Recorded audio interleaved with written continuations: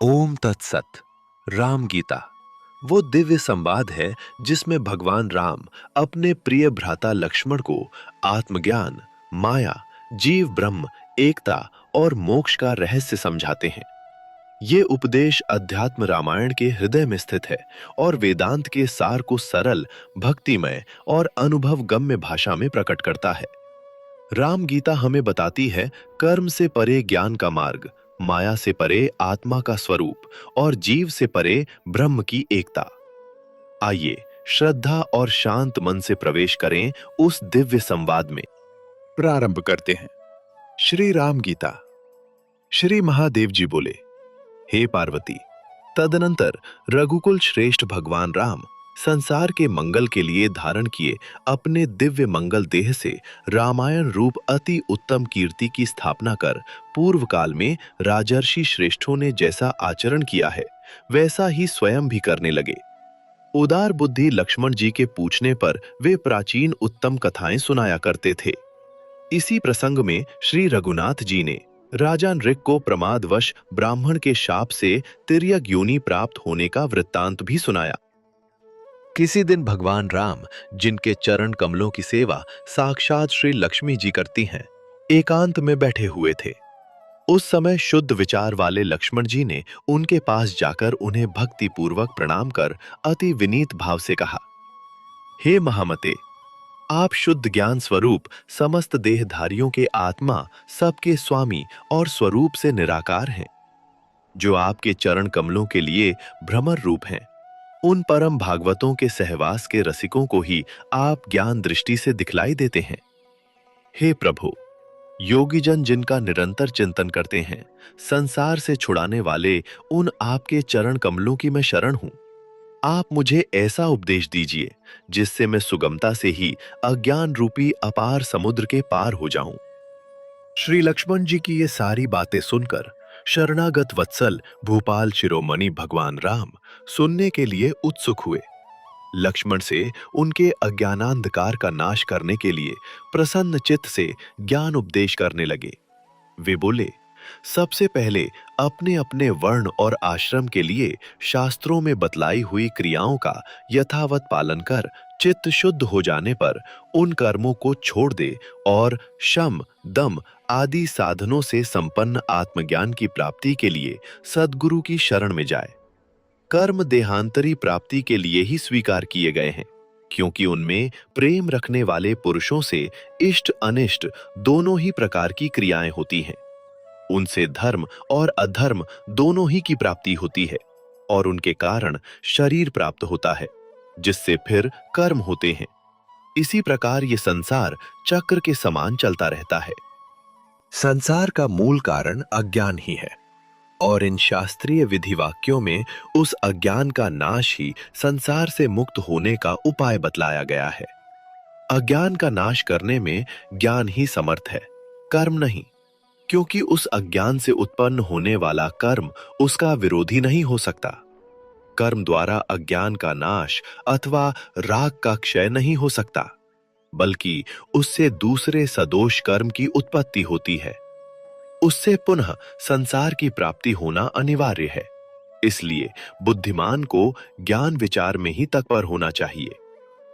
कुछ वितर्कवादी ऐसा कहते हैं कि जिस प्रकार वेद के कथनानुसार ज्ञान पुरुषार्थ का साधक है, वैसे ही कर्म वेद विहित है और प्राणियों के लिए कर्मों की अवश्य कर्तव्यता का विधान भी है। इसलिए वे कर्म ज्ञान के सहकारी हो जाते हैं।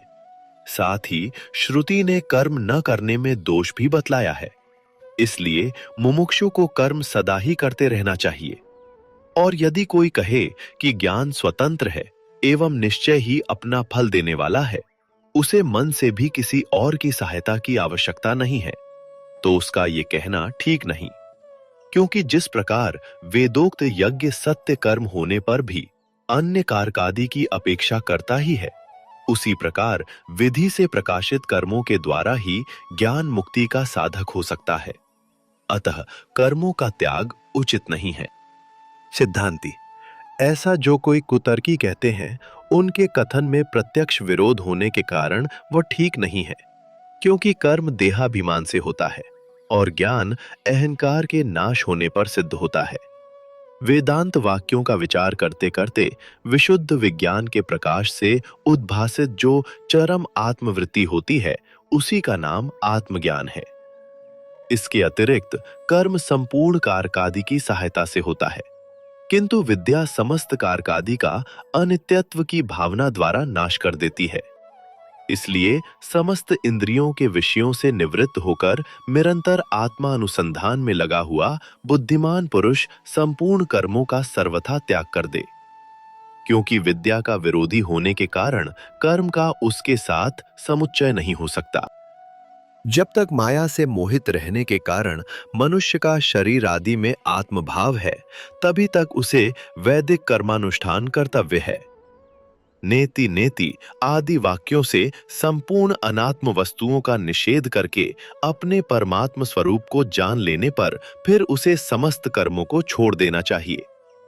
जिस समय परमात्मा और जीवात्मा के भेद को दूर करने वाला प्रकाशमय विज्ञान अंतःकरण में स्पष्टतया भासित होने लगता है, उसी समय आत्मा के लिए संसार प्राप्ति की कारण माया अनायास ही कारकादि के सहित लीन हो जाती है। श्रुति प्रमाण से उसके नष्ट कर दिए जाने पर फिर वह किस प्रकार अपना कार्य करने में समर्थ हो सकती है। इसलिए उस एकमात्र ज्ञान स्वरूप निर्मल और अद्वितीय बोध की प्राप्ति होने पर फिर अविद्या उत्पन्न नहीं हो सकती।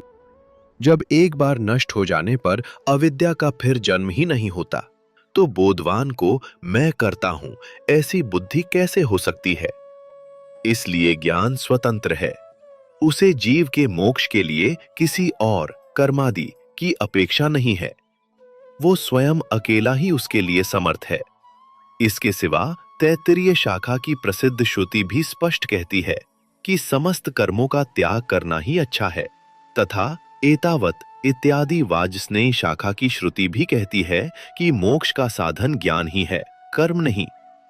और तुमने जो ज्ञान की समानता में यज्ञादि का दृष्टांत दिया, सो ठीक नहीं है, क्योंकि उन दोनों के फल अलग अलग हैं। इसके अतिरिक्त यज्ञ तो होता ऋत्विक, यजमान आदि बहुत से कारकों से सिद्ध होता है, और ज्ञान इससे विपरीत है, अर्थात वह कारकादि से साध्य नहीं है। कर्म के त्याग करने से मैं अवश्य प्रायश्चित भागी होऊंगा, ऐसी अनात्म बुद्धि अज्ञानियों को हुआ करती है, तत्वज्ञानी को नहीं।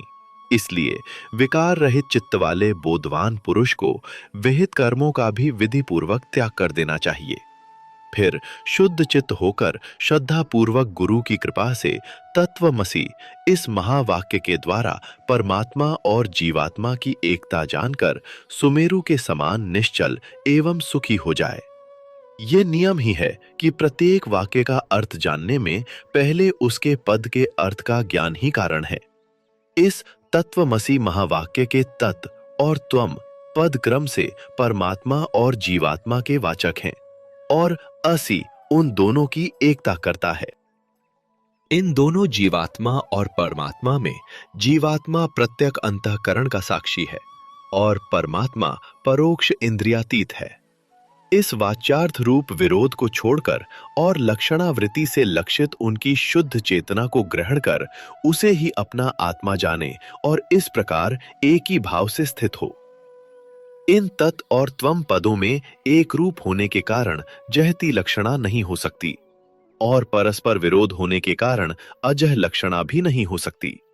इसलिए सोयम ये वही है, इन दोनों पदों के अर्थ की भांति इन तत् और त्वम पदों में भी भाग त्याग लक्षणा ही निर्दोषता से हो सकती है।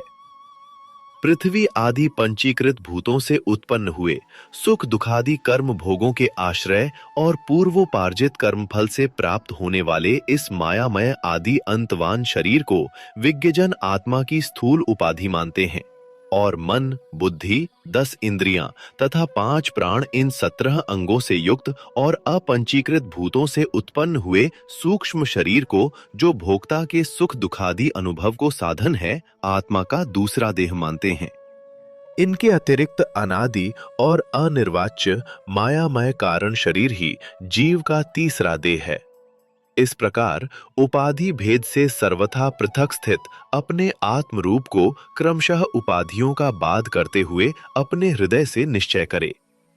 स्फटिक मणि के समान ये आत्मा भी अन्नमयादि भिन्न भिन्न कोशों में उनके संग से उन्हीं के आकार का भासने लगता है, किंतु इसका भली प्रकार विचार करने से ये अद्वितीय होने के कारण असंग रूप और अजन्मा निश्चित होता है।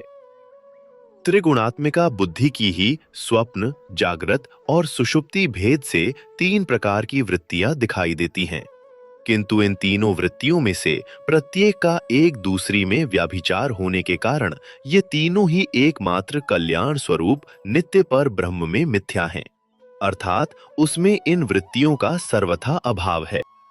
बुद्धि की वृत्ति ही देह, इंद्रिय, प्राण, मन और चेतन आत्मा के संघात रूप से निरंतर परिवर्तित होती रहती है। यह वृत्ति तमोगुण से उत्पन्न होने वाली होने के कारण अज्ञान रूपा है, और जब तक यह रहती है तब तक ही संसार में जन्म होता रहता है। नेति नेति आदि श्रुति प्रमाण से निखिल संसार का बाध करके और हृदय में चिदानंदामृत का आस्वादन करके संपूर्ण जगत को उसके सार रूपा सत ब्रह्म को ग्रहण करके त्याग दे, जैसे नारियल के जल को पीकर मनुष्य उसे फेंक देते हैं।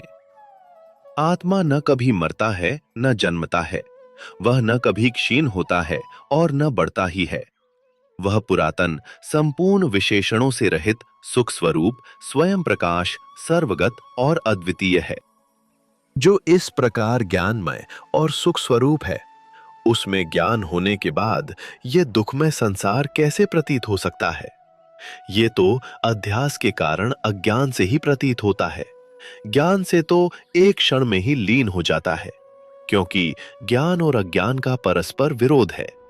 भ्रम से जो अन्य में अन्य की प्रतीति होती है, उसी को विद्वानों ने अध्यास कहा है। जिस प्रकार असर्प रूप रज्जु में सर्प की प्रतीति होती है, उसी प्रकार ईश्वर में संसार की प्रतीति हो रही है। जो विकल्प और माया से रहित है, उस सब के कारण निरामय, अद्वितीय और चित स्वरूप परमात्मा ब्रह्म में पहले इस अहंकार रूप अध्यास की ही कल्पना होती है। सबके साक्षी आत्मा में इच्छा, अनिच्छा, राग द्वेष और सुख दुखादि रूप बुद्धि की वृत्तियां ही जन्म मरण रूप संसार का कारण है, क्योंकि सुषुप्ति में इनका अभाव हो जाने पर हमें आत्मा का सुख रूप से भान होता है। अनादि अविद्या से उत्पन्न हुई बुद्धि में प्रतिबिंबित चेतना का प्रकाश ही जीव कहलाता है। बुद्धि के साक्षी रूप से आत्मा उससे पृथक है। वह परात्मा तो बुद्धि के परिच्छेद से रहित है। अग्नि से तपे हुए लोहे के समान चिदाभास साक्षी आत्मा तथा बुद्धि के एकत्र रहने से परस्पर अन्योन्याध्यास होने के कारण क्रमशः उनकी चेतनता और जड़ता प्रतीत होती है। अर्थात जिस प्रकार अग्नि से तपे हुए लोहपिंड में अग्नि और लोहे का तादात्म्य हो जाने से लोहे का आकार अग्नि में और अग्नि की उष्णता लोहे में दिखाई देने लगती है, उसी प्रकार बुद्धि और आत्मा का तादात्म्य हो जाने से आत्मा की चेतनता बुद्धि आदि में और बुद्धि आदि की जड़ता आत्मा में प्रतीत होने लगती है। इसलिए अध्यासवश बुद्धि से लेकर शरीर पर्यंत अनात्म वस्तुओं को ही आत्मा मानने लगते हैं। गुरु के समीप रहने से और वेद वाक्यों से आत्मज्ञान का अनुभव होने पर अपने हृदयस्थ उपाधि रहित आत्मा का साक्षात्कार करके आत्मा रूप से प्रतीत होने वाले देहादि संपूर्ण जड़ पदार्थों का त्याग कर देना चाहिए। मैं प्रकाश स्वरूप, अजन्मा, अद्वितीय, निरंतर भासमान, अत्यंत निर्मल, विशुद्ध विज्ञान घन, निरामय, क्रिया रहित और एकमात्र आनंद स्वरूप हूं। मैं सदा ही मुक्त, अचिंत्य शक्ति, अतीन्द्रिय, अविकृत रूप और अनंत पार हूं। वेदवादी पंडित जन अहर्निश मेरा हृदय में चिंतन करते हैं। इस प्रकार सदा आत्मा का अखंड वृत्ति से चिंतन करने वाले पुरुष के अंतःकरण में उत्पन्न हुई विशुद्ध भावना तुरंत ही कारकादि के सहित अविद्या का नाश कर देती है। जिस प्रकार नियमानुसार सेवन की हुई औषधि रोग को नष्ट कर डालती है, आत्मचिंतन करने वाले पुरुष को चाहिए कि एकांत देश में इंद्रियों को उनके विषयों से हटाकर और अंतःकरण को अपने अधीन करके बैठे तथा आत्मा में स्थित होकर और किसी साधन का आश्रय न लेकर शुद्ध चित्त हुआ केवल ज्ञान दृष्टि द्वारा एक आत्मा की ही भावना करे। ये विश्व परमात्म स्वरूप है ऐसा समझकर इसे सबको कारण रूप आत्मा में लीन करे। इस प्रकार जो पूर्ण चिदानंद स्वरूप से स्थित हो जाता है उसे बाह्य अथवा आंतरिक किसी भी वस्तु का ज्ञान नहीं रहता। समाधि प्राप्त होने के पूर्व ऐसा चिंतन करे कि संपूर्ण चराचर जगत केवल ओंकार मात्र है। ये संसार वाच्य है और ओंकार इसका वाचक है। अज्ञान के कारण ही संसार की प्रतीति होती है, ज्ञान होने पर इसका कुछ भी नहीं रहता। ओंकार में अ, उ और म ये 3 वर्ण हैं। इनमें से अकार विश्व जागृति के अभिमानी का वाचक है, उकार तेजस स्वप्न का अभिमानी कहलाता है और मकार प्राज्ञ सुषुप्ति के अभिमानी को कहते हैं। ये व्यवस्था समाधि लाभ से पहले की है। तत्व दृष्टि से ऐसा कोई भेद नहीं है। नाना प्रकार से स्थित अकार रूप विश्व पुरुष को उकार में लीन करे और ओंकार के द्वितीय वर्ण तेजस रूप उकार को उसके अंतिम वर्ण मकार में लीन करे। फिर कारणात्मा प्राज्ञ रूप मकार को भी चिद्घ रूप परमात्मा में लीन करे और ऐसी भावना करे कि वह नित्य मुक्त विज्ञान स्वरूप उपाधिहीन निर्मल पर ब्रह्म मैं ही हूं। इस प्रकार निरंतर परात्म भावना करते करते जो आत्मानंद में मग्न हो गया है तथा जिसे संपूर्ण दृश्य प्रपंच विस्मृत हो गया है, वह नित्य आत्मानंद का अनुभव करने वाला जीवन मुक्त योगी निस्तरंग समुद्र के समान साक्षात मुक्त स्वरूप हो जाता है। इस प्रकार जो निरंतर समाधि योग का अभ्यास करता है, जिसके संपूर्ण इंद्रिय गोचर विषय निवृत्त हो गए हैं तथा जिसने काम क्रोधादि संपूर्ण शत्रुओं को परास्त कर दिया है, उस 6 इंद्रियों को जीतने वाले महात्मा को मेरा निरंतर साक्षात्कार होता है। इस प्रकार अहर्निश आत्मा का ही चिंतन करता हुआ मुनि सर्वदा समस्त बंधनों से मुक्त होकर रहे तथा कर्ता भोक्तापन के अभिमान को छोड़कर प्रारब्ध फल भोगता रहे। इससे वह अंत में साक्षात मुझ ही में लीन हो जाता है। संसार को आदि, अंत और मध्य में सब प्रकार भय और शोक का ही कारण जानकर समस्त वेद विहित कर्मों को त्याग दे तथा संपूर्ण प्राणियों के अंतरात्मा रूप अपने आत्मा का भजन करे। जिस प्रकार समुद्र में जल, दूध में दूध, महाकाश में घटाकाश आदि और वायु में वायु मिलकर एक हो जाते हैं, उसी प्रकार इस संपूर्ण प्रपंच को अपने आत्मा के साथ अभिन्न रूप से चिंतन करने से जीव मुझ परमात्मा के साथ अभिन्न भाव से स्थित हो जाता है। ये जो जगत है वह श्रुति, युक्ति और प्रमाण से बाधित होने के कारण चंद्रभेद और दिशाओं में होने वाले दिग्भ्रम के समान मिथ्या ही है। ऐसी भावना करता हुआ लोक व्यवहार में स्थित मुनि इसे देखे। जब तक सारा संसार मेरा ही रूप दिखलाई न दे, तब तक निरंतर मेरी आराधना करता रहे। जो श्रद्धालु और उत्कट भक्त होता है, उसे अपने हृदय में मेरा रात दिन साक्षात्कार होता है। हे प्रिय, संपूर्ण श्रुतियों के सार रूप इस गुप्त रहस्य को मैंने निश्चय करके तुमसे कहा है। जो बुद्धिमान इसका मनन करेगा, वह तत्काल समस्त पापों से मुक्त हो जाएगा। भाई, ये जो कुछ जगत दिखाई देता है, वह सब माया है। इसे अपने चित्त से निकालकर मेरी भावना से शुद्ध चित्त और सुखी होकर आनंदपूर्ण और क्लेश शून्य हो जाओ। जो पुरुष अपने चित्त से मुझ गुणातीत निर्गुण का अथवा कभी कभी मेरे सगुण स्वरूप का भी सेवन करता है, वह मेरा ही रूप है। वो अपनी चरण रज के स्पर्श से सूर्य के समान संपूर्ण त्रिलोकी को पवित्र कर देता है। ये अद्वितीय ज्ञान समस्त श्रुतियों का एकमात्र सार है। इसे वेदांत वेद्य भगवत पाद मैंने ही कहा है। जो गुरु भक्ति संपन्न पुरुष इसका श्रद्धा पूर्वक पाठ करेगा, उसकी यदि मेरे वचनों में प्रीति होगी तो वो मेरा ही रूप हो जाएगा।